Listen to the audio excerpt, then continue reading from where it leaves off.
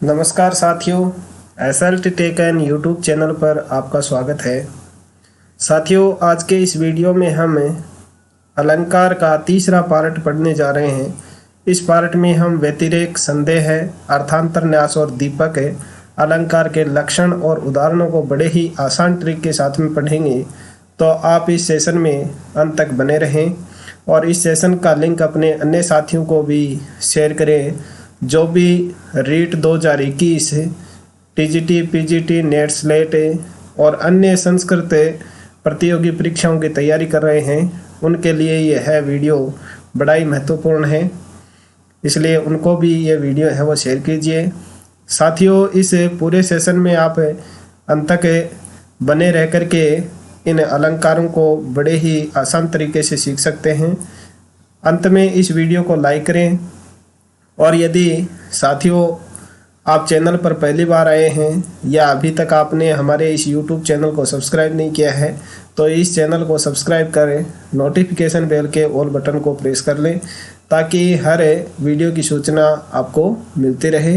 तो चलिए साथियों, बिना देरी के शुरू करते हैं आज का वीडियो। देखिए, सबसे पहले इससे पीछे के दो पार्ट्स में हम 6 अलंकारों को पढ़ चुके हैं।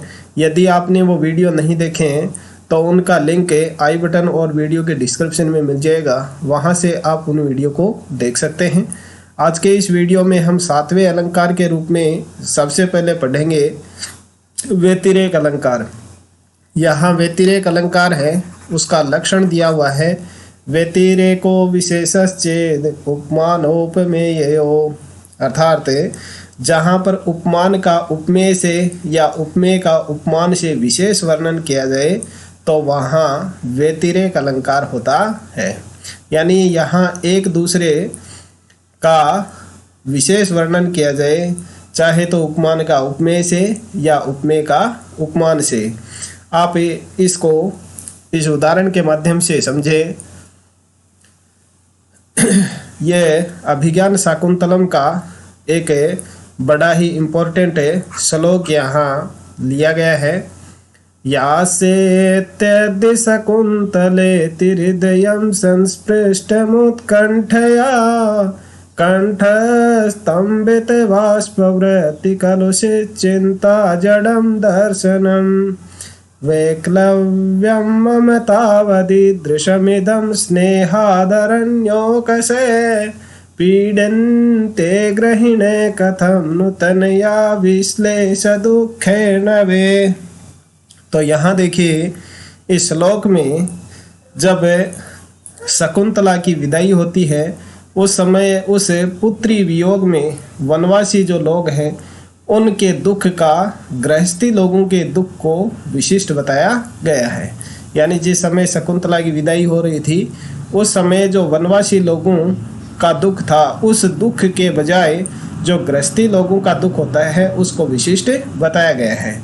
यानी यहाँ उपमा किसकी दी जा रही है? ये जो उपमान है वो है वनवासी लोग और जो उपमेय है वो है गृहस्थी लोग। तो यहाँ वनवासी लोगों के दुख की बजाय गृहस्थी लोगों के दुख को विशेष बताया गया है। तो इस तरह से यहाँ व्यतिरेक अलंकार हुआ है। अब देखिए, नेक्स्ट अलंकार देखते हैं हम। नेक्स्ट अलंकार के रूप में देखिए संदेह अलंकार। यहाँ साथियों नाम से ही स्पष्ट है, संदेह है। यानी जहाँ हमें संदेह हो, शंका हो तो वो अलंकार कौन सा होगा? संदेह अलंकार होगा। और यह काव्य में कवि की प्रतिभा के द्वारा उपस्थिति इसकी होती है, उत्पन्न इसमें किया जाता है। देखिए, लक्षण यहाँ इसका दिया गया है। संदेह प्रकृतस्यन्य से संशय प्रतिबोधित है। यहाँ उपमेय यानी प्रकृत में, उपमेय यानी प्रकृत में कवि प्रतिभा के द्वारा वा, किम, आहो, श्वित आदि शब्दों का प्रयोग करके संशय उत्पन्न किया जाता है, वहाँ संदेह अलंकार होता है। यानी कवि उसमें संशय, एक संशय है वो उत्पन्न कर देता है कविता में वा, किम, आहोस्विद आदि शब्दों का प्रयोग करके। जो उपमेय होता है उसमें संशय उत्पन्न कर दिया जाता है, इसलिए वहाँ संदेह अलंकार होता है। देखिए जैसे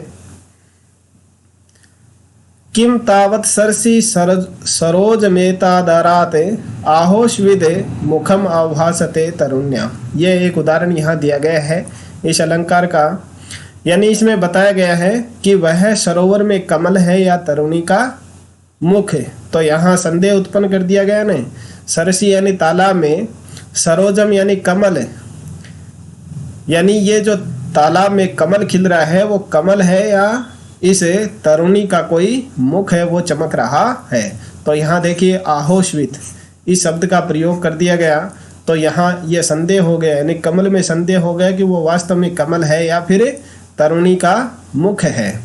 तो यहाँ मुख में श्वेत कमल है उसका संशय उत्पन्न कर दिया गया है। तो यहाँ कौन सा अलंकार हो गया? संदेह अलंकार हो गया। अब देखिए नेक्स्ट अलंकार की बात हम करते हैं, अर्थांतरन्यास अलंकार। साथियों बड़ा ही इम्पोर्टेंट है और इसको याद रखना है, वो भी बड़ा ही इजी है। अर्थांतरन्यास का ये समझिए कि जिस श्लोक में अगर किसी सूक्ति का प्रयोग किया गया है, किसी भी सूक्ति का प्रयोग यदि किया गया है तो वहाँ आपको अर्थांतरन्यास अलंकार करना है। साधर्मेण इत्रेण अर्थांतर न्यास है, ये इसका लक्षण है। अर्थात वस्तुतः है सूक्तियों के माध्यम से जहाँ अर्थ संपादन करवाया जाए वहाँ अर्थांतरन्यास अलंकार होता है। तो अर्थांतरन्यास अलंकार का जहाँ भी नाम आ जाए आपको ध्यान रखना है कि श्लोक के किसी भी चरण में एक सूक्ति का प्रयोग किया गया है, या श्लोक यदि आपको दे दिया जाए और उसके किसी भी चरण में सूक्ति मिल जाए तो आपको वहाँ अर्थांतरन्यास अलंकार कर देना है। देखिए एक उदाहरण देखते हैं हम, यस्यास्ति वित्तं शनरः कुलीने स पंडित स श्रुतवान् गुणज्ञ स एव वक्ता स च दर्शनीय सर्वे गुणा कांचनमाश्रयन्ते। तो यहाँ देखिए इस श्लोक की अंतिम जो चरण है, सर्वे गुणाः कांचनमाश्रयन्ते, यानी सभी गुण हैं वो धन पर आश्रित होते हैं। यस्यास्ति वित्तम स नरः कुलीन, जिस व्यक्ति के पास में धन होता है वह व्यक्ति कुलीन होता है। स पंडित स श्रुतवान गुणज्ञ, वही पंडित होता है और वही गुणियों के द्वारा सुना जाता है। सहैव वक्ता सच दर्शनीय, वही वक्ता होता है और वही देखने लायक होता है। इस प्रकार से सभी गुण हैं वो किसके ऊपर आश्रित हैं? कांचन यानी धन के ऊपर आश्रित होते हैं। तो यहाँ जो अंतिम पद्य इस चरण, इस श्लोक का जो अंतिम चरण है उसमें इस सूक्ति का प्रयोग किया गया है, अतः यहाँ क्या हो गया? अर्थांतरन्यास अलंकार हो गया। अब देखिए नेक्स्ट अलंकार की बात हम करते हैं, दीपकम अलंकार। अप्रस्तुत प्रस्तुतियो दीपकम तु निगद्यते, अर्थात जहाँ प्रकरण यानी प्रस्तुत और अप्रकरण यानी अप्रस्तुत में एक धर्म बताया जाए वहाँ दीपक अलंकार होता है, और इसमें नकारात्मकता है वो भी द्योतित होती है। यानी जहाँ पर प्रकरण यानी प्रस्तुत और अप्रस्तुत है उसमें एक धर्म बता दिया जाए तो वहाँ दीपक अलंकार होता है।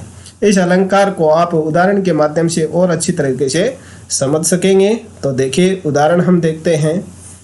उदाहरण यहाँ दिया गया है, श्रोत्रम श्रुतेने वन कुंडलेने दानेन पाणिर्न तु कंकणेन विभाति काये करुणा पराणाम परोपकारेण तु चंदनेन। अब सबसे पहले तो आप इसके श्लोक का है वो हिंदी अर्थ समझ दिए कि श्रोत्रम श्रुते नेव न कुंडलेन। श्रोत्रम यानी होते हैं कान, कान है वो शास्त्रों की अच्छी अच्छी बातें सुनने के लिए होते हैं, न तो कुंडलेन यानी कुंडल धारण करने के लिए नहीं होते हैं। उसी प्रकार से दाने न पानी, पानी कहते हैं हाथ को, हाथ है उनकी उनकी जो शोभा है वो दान देने से होती है, न तो कंकण यानी सोने आदि के कड़े पहनने से। विभाति काये करुणा पराणाम परोपकारे न तो चंदनेन, विभाति काये, उसी तरह से हमारा शरीर है वो दूसरों की भलाई करने से सुशोभित होता है, न तो चंदने ने, चंदन आदि का लेप करने से।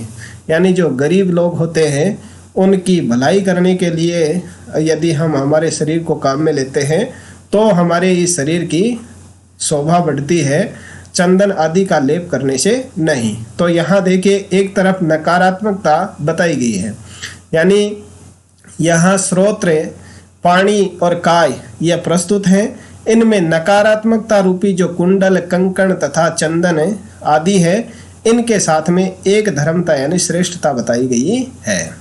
तो इस तरह से यहाँ दीपक अलंकार होगा। तो आप ये ध्यान रखिए कि जहाँ भी नकारात्मकता द्योतित जहाँ भी होती हो वहाँ आपको दीपक अलंकार करना है। तो साथियों, इस तरह से हमने 3 पार्ट्स में इस अलंकार के टॉपिक को पूरा कर लिया है। पहला जो पार्ट था उसमें हमने अलंकार की व्युत्पत्ति, अलंकार की परिभाषाएं और साथ में ही अनुप्रास अलंकार और यमक अलंकार है उसको पढ़ा था। उसके बाद में दूसरे पार्ट्स में हमने उपमा, श्लेष आदि अलंकारों का अध्ययन किया था। यानी इस दूसरे पार्ट में हमने 4 अलंकारों को शामिल किया था और इस तीसरे पार्ट में भी हमने 4 अलंकारों को शामिल किया है। इस तरह से इन संपूर्ण 3 पार्ट्स में हमने 10 अलंकारों का अध्ययन किया है और ये 10 अलंकार आपकी रीट 2021 जो भर्ती परीक्षा है 25 अप्रैल को होने जा रही है उस टॉपिक के लिए पर्याप्त हैं। जो महत्वपूर्ण अलंकार थे, जो परीक्षा की दृष्टि से बड़े इम्पोर्टेंट थे, उन्हें सभी अलंकारों को मैंने इन तीनों पार्ट्स में शामिल करने का प्रयास किया है और अच्छी तरह से समझाने का प्रयास किया है। आशा है आपको ये 10 के 10 अलंकार है वो अच्छी तरह से समझ में आ गए होंगे। यदि आपको ये वीडियो पसंद आ रहे हैं तो इस वीडियो को लाइक कर दीजिए और अपने अन्य साथियों को शेयर भी कर दीजिए। तो साथियों, मिलते हैं किसी अन्य टॉपिक के साथ में नेक्स्ट वीडियो में।